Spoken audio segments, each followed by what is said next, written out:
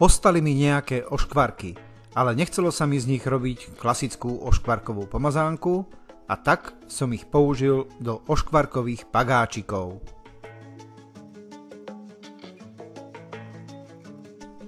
Z vlažného mlieka, cukru a droždia som urobil kvások.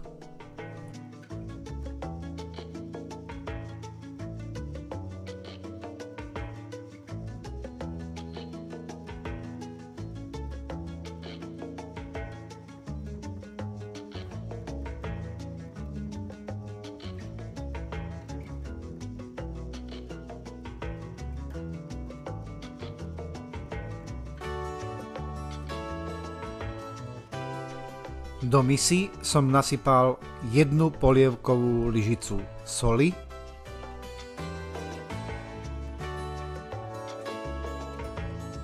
pridal som 600 g hladkej múky,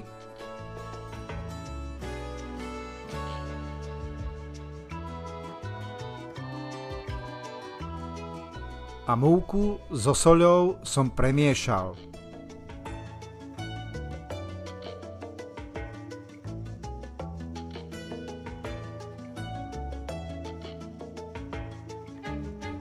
Do múky som pridal 1 polievkovú lyžicu domácej bravčovej masti, žltka z 2 vajíčok,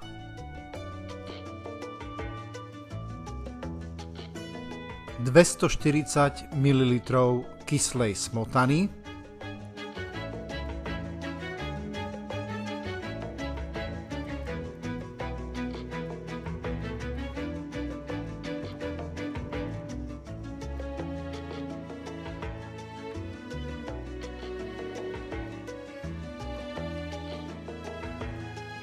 a nakoniec som pridal nakysnutý kvások.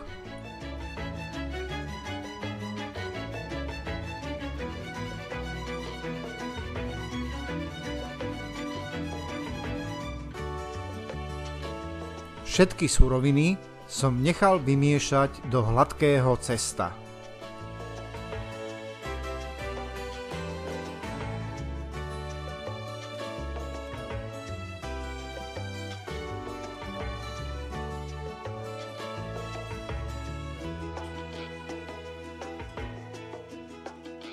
Vymiesené cesto som zakryl útierkou a nechal som ho asi hodinu kysnúť pri izbovej teplote.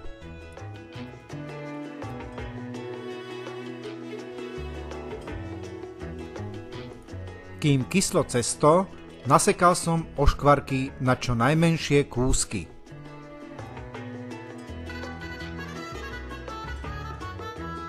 Samozrejme, môžete oškvarky aj rozmixovať. My ale máme radšej, keď v pagáčoch občas nájdeme aj nejaký ten väčší kúsok.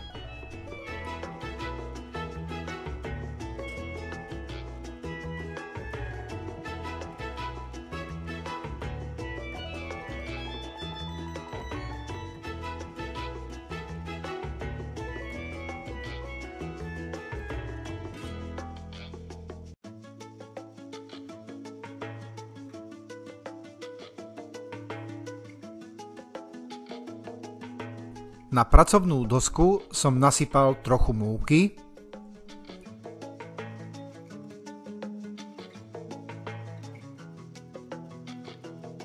a na pomúčnenú dosku som vyklopil nakysnuté cesto.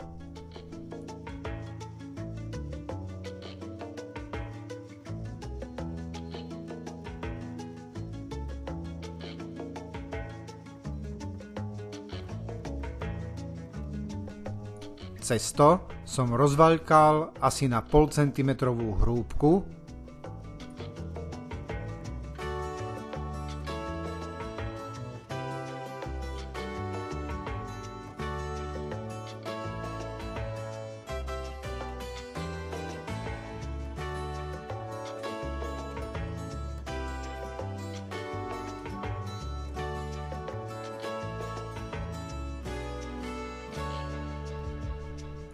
Rozvaľkané cesto som posypal 1/3 nasekaných oškvarkov,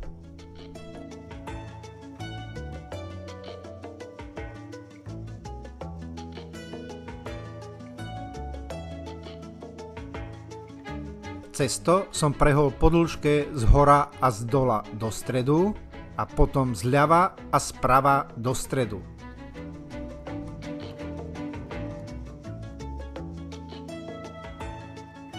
Cesto som zakryl útierkou a nechal som ho 20 minút nakysnúť pri izbovej teplote.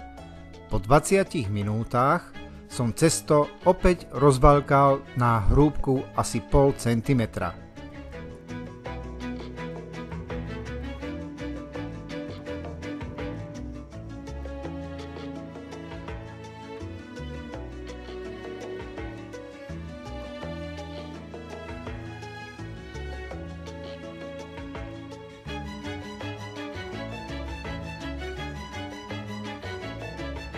Na rozvalkané cesto som nasypal 2/3 nasekaných oškvarkov a cesto som opäť prehol. A opäť som cesto zakryl útierkou a nechal som ho nakysnúť 20 minút. Po ďalších 20 minútach som cesto opäť rozvalkal na asi tak 0,5 cm hrúbku.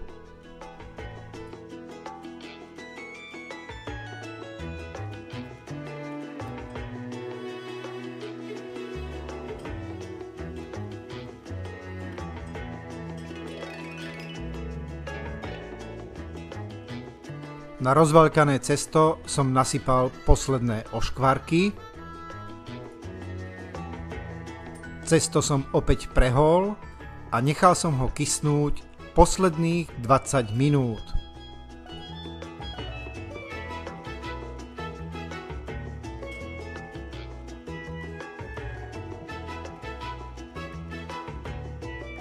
Teraz som cesto rozvalkal na hrúbku asi 1 až 1,5 cm.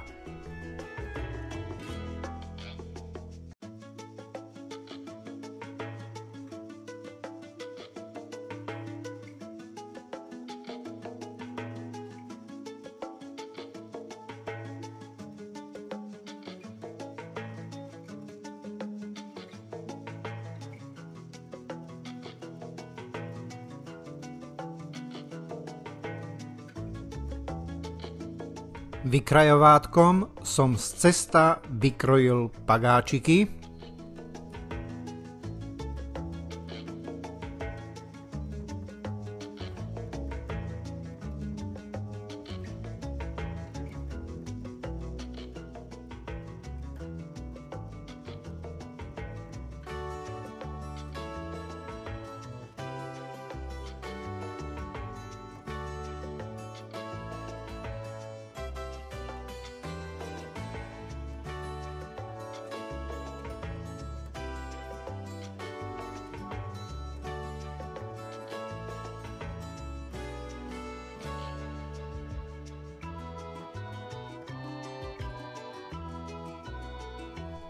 Pagáčiky som na povrchu jemne nožíkom nakrojil do tvaru mriežky.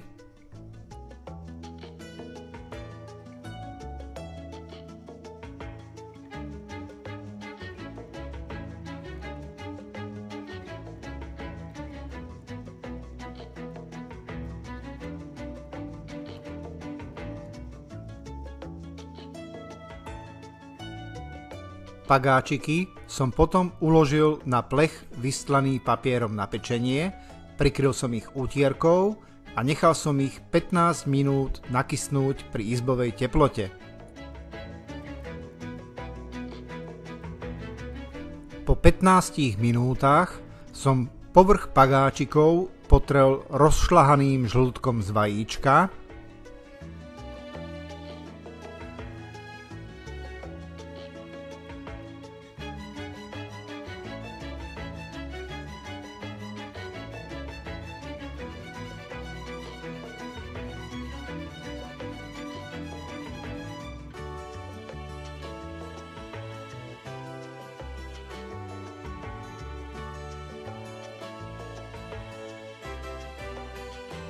a pagáčiky som posypal celou rastcou.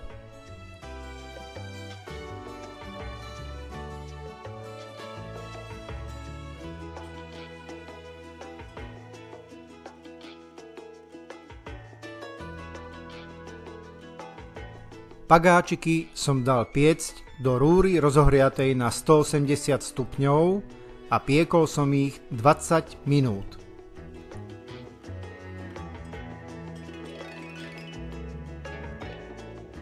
Upečené oškvarkové pagáče som vybral z rúry a nechal som ich ochladiť.